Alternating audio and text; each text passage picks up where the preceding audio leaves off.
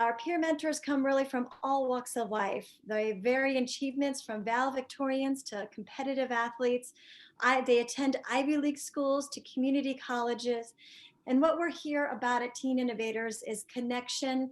We find community and build confidence in young teens. So this is just the tip of the iceberg.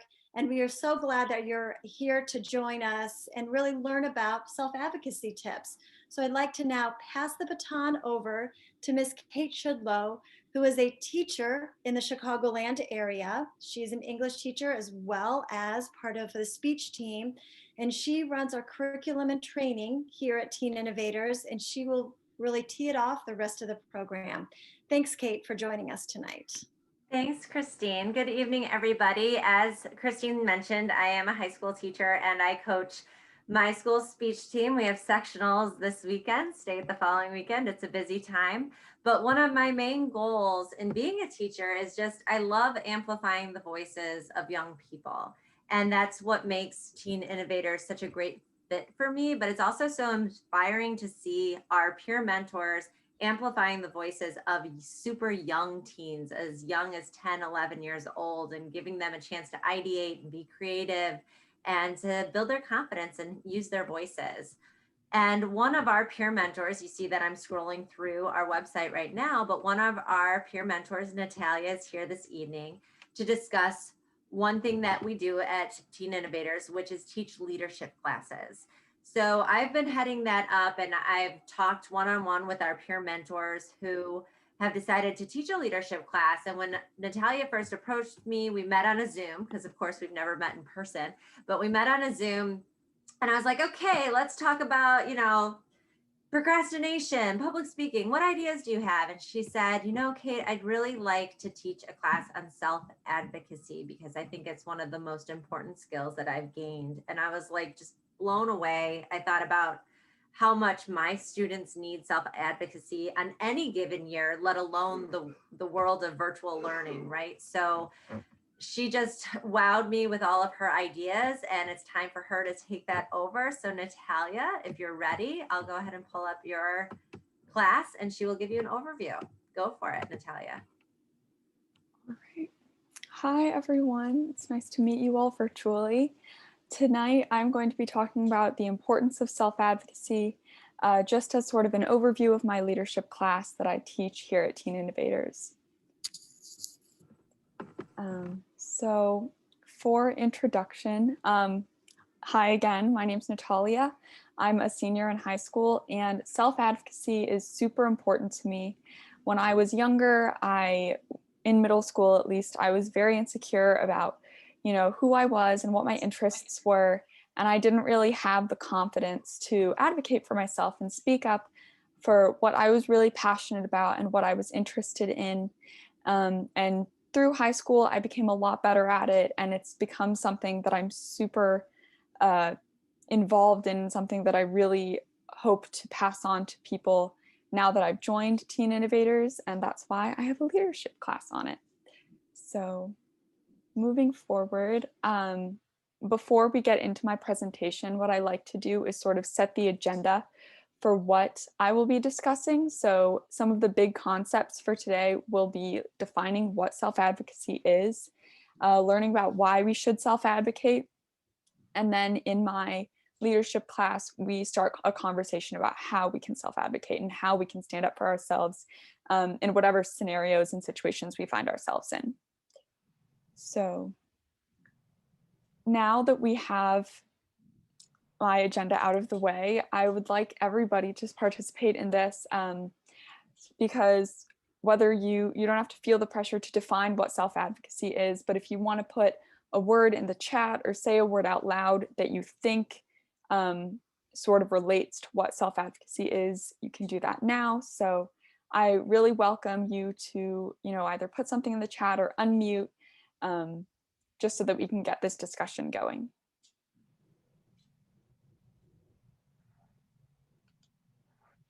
Okay, so I see being vocal. That's a really, really great one. I'm going to wait about 10 more seconds. Okay, I see standing up for yourself. That's another really, really great one. These are some really wonderful examples. that all really tie into what the core of self-advocating is. So the Merriam-Webster definition of it is, advocating for your own interests. And, the definition will pop up in the chat. Yes. And Ms. Hutchinson said, believing in yourself. That's another really great one. It's the action of representing oneself or one's views or interests. So in short, believing in yourself and standing up for what you believe in and standing up for yourself. And yes, being who you are truly and confidently. So it really looks different on everyone. Self-advocacy isn't a one size fits all type thing. And as we discuss this further, both in my leadership class and tonight, hopefully you'll get to see that for yourself. So what's important once we've defined self-advocacy, it's important to understand in order to more successfully stand up for ourselves, figure out why we don't do it. So once again, I want this to be an interactive experience like it is during my leadership class. But if you either want to write in the chat or unmute, just sort of say, why don't people self-advocate? Why don't you self-advocate? Why don't I self-advocate? I can give an example. I was really insecure when I was younger, and I felt like what I had to say, nobody would be thinking the same thing, and I felt like it was better to just not say anything at all. Afraid of being judged. Yes, I think that's one of the main reasons that a lot of people sort of remain silent in spaces they should really speak up. Being afraid of what people will think of me. Yeah, I think that goes in with sort of this fear of being judged and this fear of being sort of just highlighted for something that you're really passionate about, even though it might not seem like that to other people, or you might not think that they feel that as positively towards something as you. Afraid that others will not like them. People are scared of getting something wrong if people will take what I say the wrong way. Yeah, I think these are all really wonderful examples. And I believe someone raised their hand, so if they would like to share.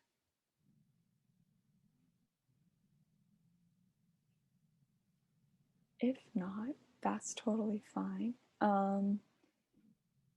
If someone said being labeled as being bossy or pushy, yeah, these are all wonderful examples. Thank you so much for sharing this with everybody.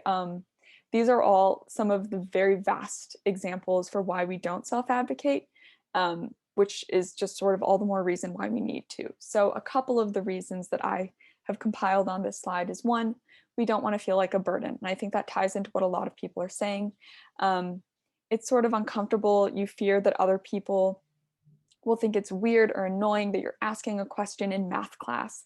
I'm sure everybody's sort of had the experience lately of being on a Zoom call and maybe being confused about something and feeling like you need to speak up for yourself, but other people might think it's a little bit weird, but in reality, they might be needing to ask the same exact question. So I think that it's a very relevant fear, but ultimately, feeling like a burden should not stop you from pursuing something that you're interested in or something that you might be confused about, because ultimately advocating for yourself and standing up for your own interests is going to benefit you a lot in the long run.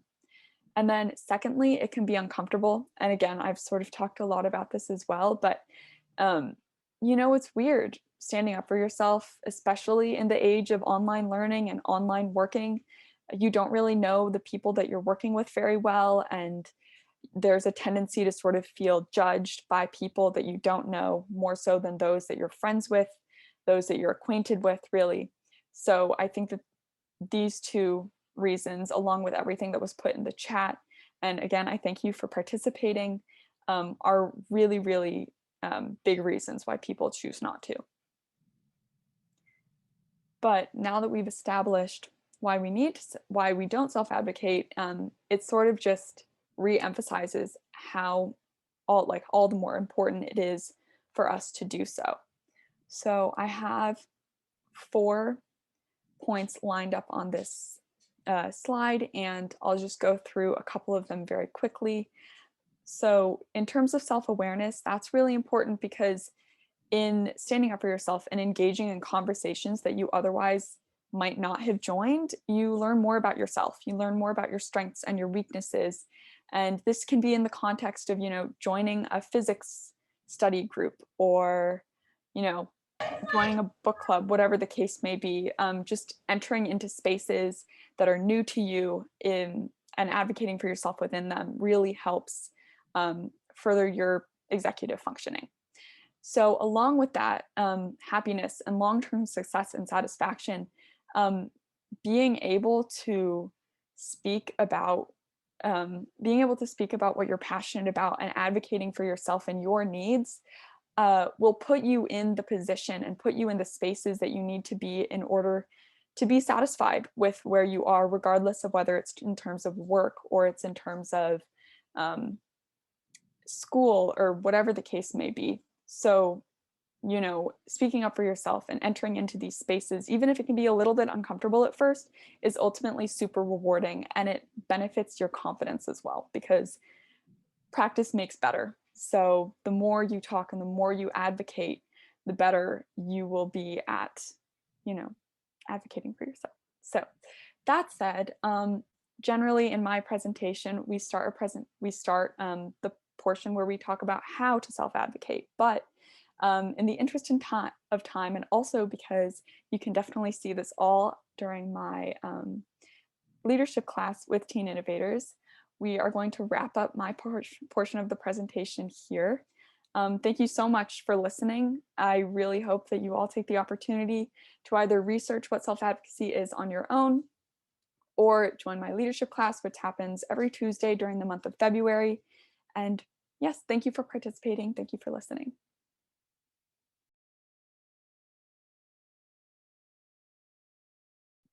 That is so great, Natalia. I have a question. Do you remember some point in your kind of middle school career that there was the aha moment where all of a sudden you felt like really confident to be able to speak up?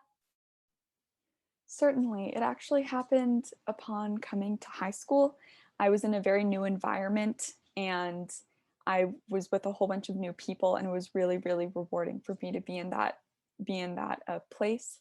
I remember I took a very difficult history class, and I loved history. I love history to this day, but it was really hard, writing a whole bunch of essays, and we have FRQs, so we had to write an essay in 45 minutes, which felt like an insurmountable task. But upon advocating for myself and sort of talking to my teacher and talking to my friends that I had made, I was able to sort of figure out what I was confused about and what I was sort of insecure about in terms of like my ability going into that class.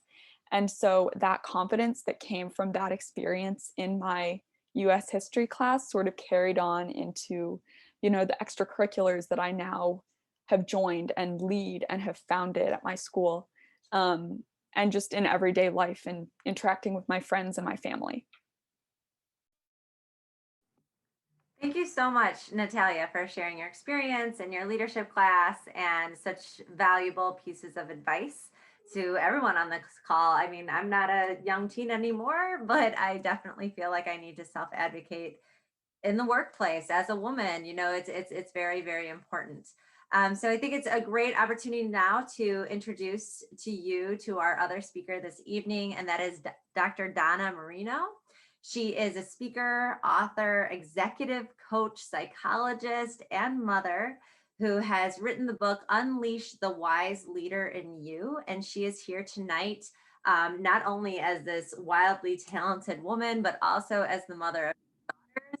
And so therefore the topic of self-advocacy is incredibly important. So Donna, thank you so much for being here. Take it away. Thank you so much for having me here. I'm very honored.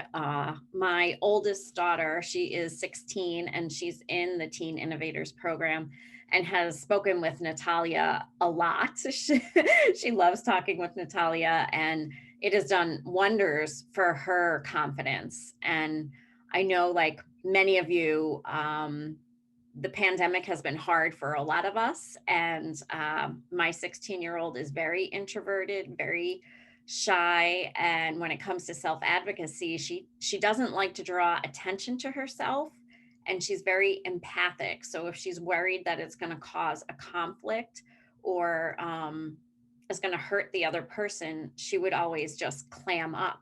But then later, at some unknown time, all of this emotion would come out, and she couldn't even connect it to what it was because it had been all stored up. So I love that they cover self-advocacy, and I love that they get to hear it from a peer, because you can start learning self-advocacy at any stage of your life, but it's so important when you're young. And then hearing examples from Natalia that fit your child's life, right? Where they can really relate and find the ways that they can self-advocate at school, with their friends, in their extracurricular activities. And it's such a key skill for life, because as we grow older, of course, you're negotiating jobs, you're negotiating salaries, you're negotiating your marriage, right? There's all these places where self-advocacy comes up, and being able to ask for what you need is just key. And especially, I feel like for our young women, they have some additional obstacles to being heard at times, and learning how to ask for that extra help, or even for the kids on here, asking, why did I get this grade? Or can you explain this to me? Or I was sick for a week, can I have an extension on this? That's all part of self-advocacy. And sometimes kids just stay quiet, and they kind of suffer for it, right? And there's this feeling that that they're frustrated or upset, or not feeling like they're heard. And to learn this skill young, and to learn it in a way where you're thinking about, okay, why am I advocating for myself here? What is it that I'm hoping to achieve? What is it that I want that outcome to be? And then what's the best way to approach this so I get what I want, right? And so whether it's, self-advocating with their parents for something they think they should be able to do, or what they want, or a teacher, like I said, for that extension. And then as they grow up, it's a tool they're always going to need. And the younger they can learn it, Natalia talked about repetition. The younger they can learn it, they can practice and practice and practice till they get really good at it, so that by the time they're in college, or they're going for that first job, they're going to have a leg up on others by being able to have these sometimes difficult conversations